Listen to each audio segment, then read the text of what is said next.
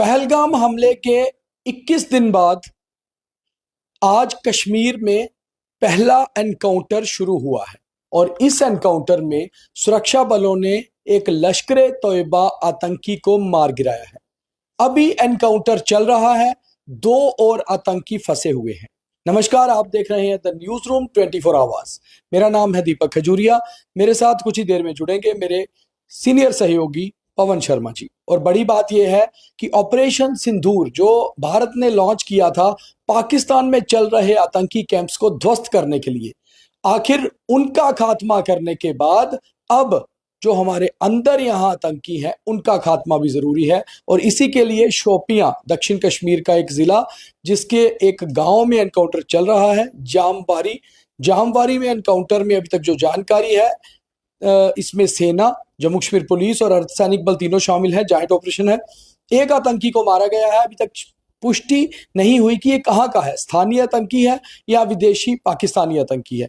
2 और आतंकी हो सकते हैं और एनकाउंटर चल रहा है। ये बड़ी खबर आज की। पवन जी, पहलगाम हमले के बाद दक्षिण कश्मीर में पहली मुठभेड़ और लश्कर का एक आतंकी ढेर।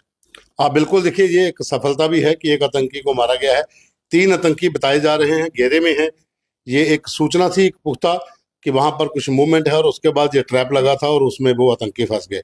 हालांकि आतंकियों ने भारी गोलाबारी की थी निकलने की, लेकिन कॉर्डन इतना मजबूत था कि निकल नहीं पाए। अब वो एक ऐसी जगह पे फंस गए हैं जामबाजी में जहां से अब निकलना मुश्किल है, क्योंकि पैरामिलिट्री फोर्सेस ने बाहर का एरिया घेर रखा है। एसओजी और आर्मी की टीमें भीतर घुसी हुई हैं। एक की पुष्टि तो हो चुकी है कि उसको मार दिया, आइडेंटिफिकेशन बाद में होगी। लेकिन ये एक पहला इनकाउंटर है पहलगाम के बाद। और कश्मीर के भीतर जिस तरह से एसआईए ने 2 दिन पहले रेड की, तमाम जो नेटवर्क है उसको तोड़ा जा रहा है, तो ये उसी की बौखलाहट है कि ये आतंकी वहां से भागने की फिराक में थे, निकलने की फिराक में थे और इस एरिए में वो फंस गए। और खबर ये भी आ रही है कि जो पहलगाम में जिन्होंने हमला किया था, जो आतंकी थे, वो अभी भी उसी इलाके में हैं, कश्मीर के भीतर हैं। जो खबरें आ रही थी, कुछ र्यूमर चल रहे थे, वो निकल गए, वो सब फेक हैं। इन आतंकियों के जो आज एनकाउंटर है, इनके तार तो नहीं जुड़े हो सकते पहलगाम से? हो सकता है, आप इसको मना नहीं कर सकते हो, क्योंकि जितने भी कश्मीर में आतंकी हैं इस समय वो 2 ही संगठनों के हैं, लश्कर तैयबा और जैश मोहम्मद के। क्योंकि हिजबुल मुजाहिदीन के टेररिस्टों को लॉजिस्टिक सपोर्ट का काम सौंप दिया गया है, तो दोनों संगठन मिलकर काम करते हैं। जहां पर भी अटैक होगा, या तो रैकी लश्कर की होगी, अटैक जैश का होगा, या जैश की रैकी होगी, अटैक लश्कर का होगा, और कई बार जॉइंट अटैक भी होगा। ये इनपुट्स पहले से मिल चुके थे। और अब ये क्यास लगाए जा रहे हैं कि जो पोस्टर भी आप अब पोस्टर के भी पोस्टर का भी सवाल था मेरा कि आतंकियों जो पहलगाम हमले में शामिल थे उनके पोस्टर उर्दू में लगाए गए और छोटे छोटे गांव में लगाए गए हैं, क्योंकि कहीं ना कहीं कोई जानकारी निकलना बहुत जरूरी है कि आखिर कहाँ हो सकते हैं। देखिए, 20 लाख रुपए का इनाम रखा गया है। और कश्मीर के भीतर दूर दराज गांव में, जैसे पहले जो एजेंसीज की ओर से, गवर्नमेंट की ओर से अनाउंसमेंट की गई थी, तो कुछ ऐसे भी गांव हैं जहां इंग्लिश लोग नहीं जानते हैं। तो अब ये उर्दू का जो सिस्टम है, इससे हर व्यक्ति गांव में पढ़ता है। और कहीं ना कहीं ये बहुत जल्दी आपको ये खबर मिलने वाली है कि किस इलाके में उनको घेर लिया गया है।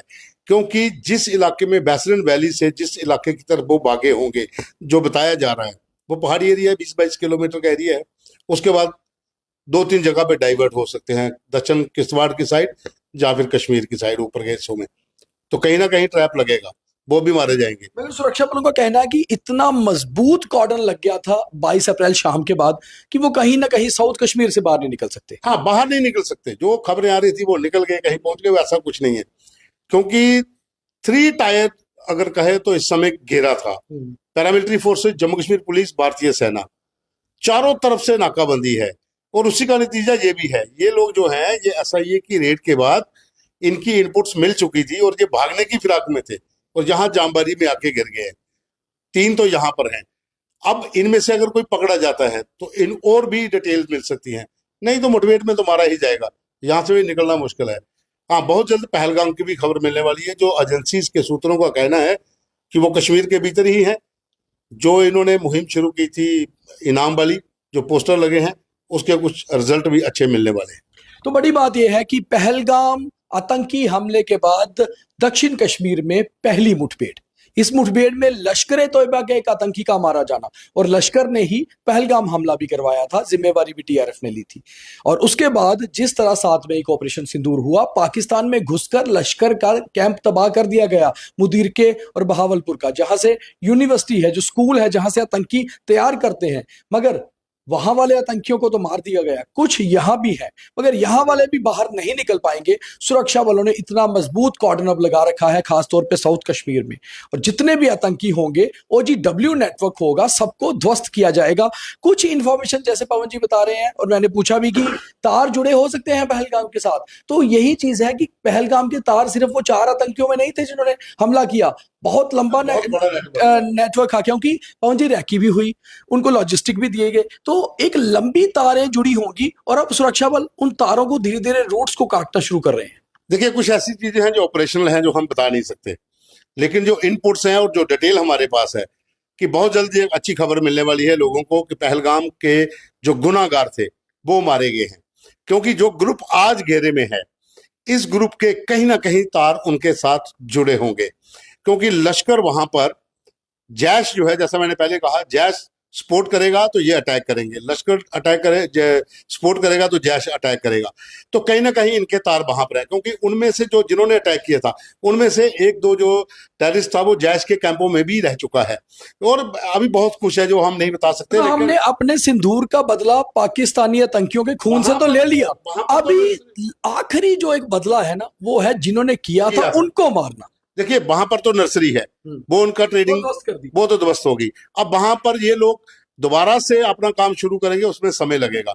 लेकिन जो खबरें हैं कि 100 से ज्यादा टेररिस्ट वहां पर मारे गए हैं जैश और लश्कर के, तो नया कैडर भी तो तैयार करना है, उसमें टाइम लगना है। जो तैयार हैं वो ऑलरेडी लॉन्चिंग पैड पे हैं, उनको भी ये घुसाने की कोशिश में होंगे, तभी जो ड्रोन चैलेंज ये होती है वो हो रही है, लेकिन उसमें कामयाब नहीं हो पाए अभी तक कोई इन्फिल्ट्रेशन की खबर नहीं है।